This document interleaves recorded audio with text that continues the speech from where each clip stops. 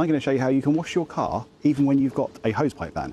And I'm going to walk you through the process that I've devised and developed and refined over the past few years. Because you can still use a pressure washer. I've got an Nilfisk P200 here. You can adjust the power level on this, and I'm going to turn it right down low. This is something that's also possible on the Nilfisk Core series. Check if they've got the power control option. This isn't cheating, it is completely legal. Do not have a hose constantly refilling this. I'm going to show you, you should not need to refill this after doing this. Now, regardless if you use that or you just go in for the rinseless, what you are going to want to do is have a pre-wash. Built Hamber touchless at 1%. This can even be washed off and be effective with just a standard hose pipe, not even a pressure washer. But you can also achieve something similar, I'm not saying it's the same, but something similar with just using a pre-spray from that. So this one has just got rinseless wash in it. You've got your bucket of rinseless wash here, and this is Garage Therapy, all the stuff I'm using here today. This is 1 to 250, which is very easy to work out. That is a rinse bucket for the wash media. A lot of people say you don't need to do that. I don't think that's the case. I think this is the safest way of going about it. Got a QD, that's Garage Therapy rinseless. Again, rinse up at its QD dilution. We're going to put on the pre-wash. Pump sprayer, quick light coating over everything.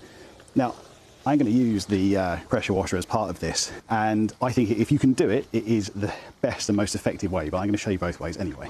It's quick, we're not going to be super thorough like we normally are with the pre-wash. It's to get the dirt off so we can start cleaning, all right?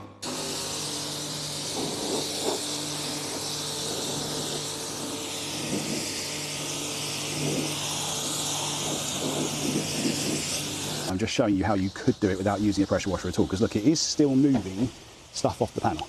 Make sure the panel has got a nice coating to make it as slick as possible. I would say if it's this dirty, especially if you haven't used the pressure washer first, you want to be very wet, okay? Because it's going to help sluice it off the paint. You use a lot more wash solution taking the method I'm doing here, because you're flushing down the panel, but I think it's by far the safest route. Now this bit's quite dirty, so rolling off, rolling back. Now, with the very wet sponge that I'm using, it's flushing the panel out. No one said you can't double wash a panel. So this time around, I'm going to make sure it's a lot less fluid in there. And then I'm just going to go over the same area again, just to get rid of all that stuff that's clearly on the surface. And this means we're extracting it away into the wash media, and we can just rinse it out in that rinse bucket. Bit of QD on here. You see there is some streaks up here. Start on the glass, so it dampens up your drying towel.